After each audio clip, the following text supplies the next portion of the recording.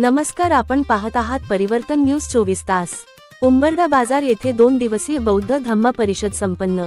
सदर बातमी अशी की वाशिम जिल्ह्यातील कारंजा तालुक्यातील उंबरठा बाजार येथे दिनांक 7 मार्च 2026 व 8 मार्च 2026 रोजी निळरक्षक युवा मित्र मंडळ व पंचशील महिला मंडळ यांच्या संयुक्त विद्यमाने आयोजित 2 दिवसीय भव्य बौद्ध धम्म परिषदेचे आयोजन करण्यात आले होते।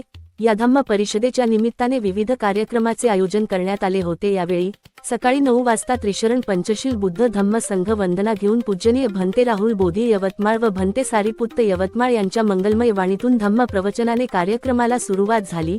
पहिल्या दिवशी संध्याकाळी 6 वाजता मी साहेबांची रामू हा एक पात्री प्रयोग कुमारी आम्रपाली अनिल बोलके कारंजा लाड यांनी हा कार्यक्रम सादर केला। त्यानंतर रात्री 8 वाजता भारतात सुप्रसिद्ध असलेले सप्त खंजेरी वादक सत्यपाल महाराज यांच्या प्रबोधनाचा कार्यक्रमाने तेथे आलेल्या प्रेक्षकांचे मनोरंजन तर झालेच, पण महापुरुषांचे विचार ऐकून सर्व मंत्रमुग्ध झाले। हसत खेळत केलेल्या कार्यक्रमातून सर्वांना नवीन ऊर्जा मिळाली। दुसऱ्या दिवशी संध्याकाळी 6 वाजता जागतिक महिला दिनाच्या निमित्ताने झालेल्या व्याख्यानात सामाजिक एकता संघ अमरावती यांच्या उपस्थितीत बुद्ध धम्म, डॉक्टर बाबासाहेब आंबेडकर, छत्रपती शिवाजी महाराज, राष्ट्रपिता महात्मा ज्योतिबा फुले, छत्रपती शाहू महाराज यांच्या केलेल्या कार्यावर खूप उपयुक्त समाज प्रबोधन केले। अरुण वरघट, अध्यक्ष सामाजिक एकता संघ, मिलिंद देवरे, उपाध्यक्ष सामाजिक एकता संघ, रघुनाथ भगत उपसरपंच उंबरठा, सावंत साहेब, शंकर भगत, यवतमाळ, सिद्धार्थ देवरे यांनी महापुरुषांचे विचार मांडले।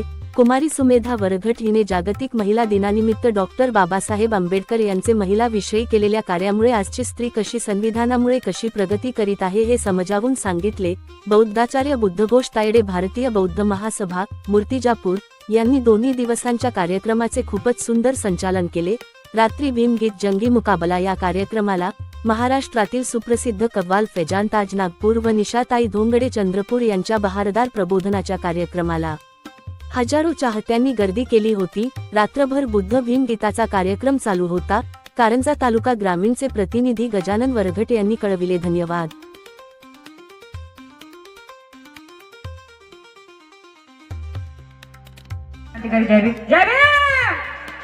आवाज नाही आला, पब्लिक आहेच नाही, पण आवाज तर येऊ द्या दादा। जय भीम। आदरणीय संचालक काका यांनी माझं नाव अतिशय असं सुंदर घेतलं, कारण कोणत्याच गावचे लोक माझे नाव चांगलं घेत नाही, काही येतच नाही।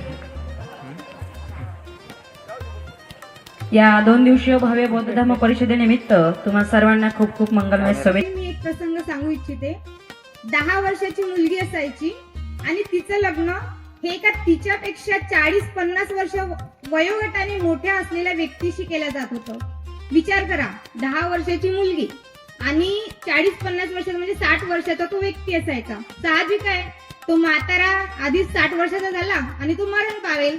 मग तो मरण पावल्यानंतर ती 10 वर्षाची मुलगी, आता मुलगी नाही, तिचं लग्न झालं, ती स्त्री झाली, ती 10 वर्षाची स्त्री त्या पतीच्या सरणावर जिवंत जाळली जात होती। अशी ती व्यवस्था होती, अशी ती ब्राह्मणी व्यवस्था होती।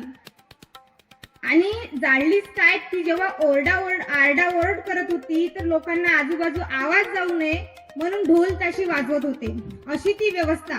परंतु बाबासाहेबांनी ही ब्राह्मणी व्यवस्था, ही मनुवादी व्यवस्था फेटाळली आणि तुम्हा आम्हा सर्व स्त्रियांना सन्मानाने जगण्याचा अधिकार दिला। ब्राह्मणी व्यवस्थेतील मनुवादी लोक काय म्हणायचे माहिती आहे का तुम्हाला स्त्रियांबाबतीत? पशी शूद्र नारी सभे ताडणके अधिकारी पिटोईने ढोल समान, म्हणजे सर्व स्त्रियांना शूद्र समजलं जात होतं आणि सर्वांना ढोल ताशासारखं वाजवा असे ब्राह्मणवादी म्हणायचे।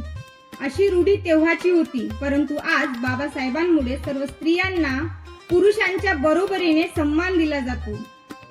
भारतीय धर्म व्यवस्थेनुसार स्त्रीला कायमचं गुलामी ठेवलाय। पहा कसं, आता जेव्हा मुलींचं लग्न व्हायचं असते ती वडिलांच्या अधिपत्याखाली राहते।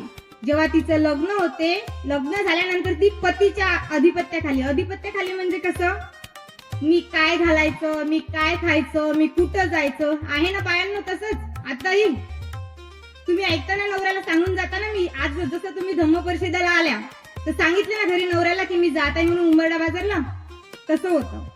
आणि लग्नानंतर तर पतीच्याच आणि म्हातारपणी मुलांच्या अधिपत्याखाली अशी व्यवस्था। परंतु बाबासाहेबांनी स्त्रियांना काय कायद्याने हक्क अधिकार समानता प्रतिष्ठा देण्याचं कार्य केलं. 1947 पासून सलग 4 वर्ष 1 महिना 26 दिवस स्वतंत्र भारताचे पहिले कायदेमंत्री म्हणून स्त्रियांना मुक्त करावे असं बाबासाहेबांनी स्वप्न पाहिलं. तुम्हाला काय वाटते? सत्यपालचे कीर्तन वामन दादानं ऐकलं माझ्या समोर बसून, कांशीराम साहेबांना ऐकलं. म्हणजे गाडगे बाबाच्या कीर्तनी बाबासाहेबांनी बचावलं, गाडगे बाबाच्या कीर्तनी बाबासाहेबांनी बचावलं, बाबासाहेबांनी बचावलं, काहीतरी कारण असावं, बाबासाहेबांनी बचावलं, काहीतरी. जय भीम! छत्रपती शिवाजी महाराजांचा! धन्यवाद. हा, हे कापीला काय म्हणले तरी येणार. आणि महाराज या भव्य 2 दिवसीय बौद्ध धम्म परिषदेला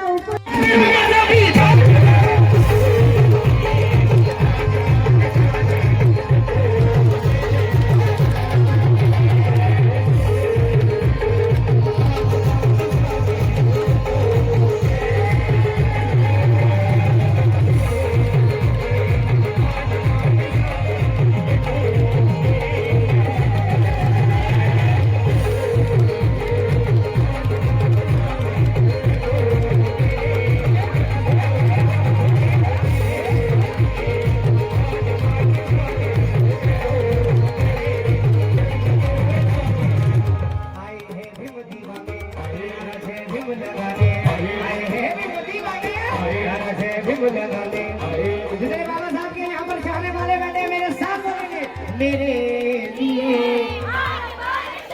ऐसा, मेरे लिए, अरे ये तो मेरे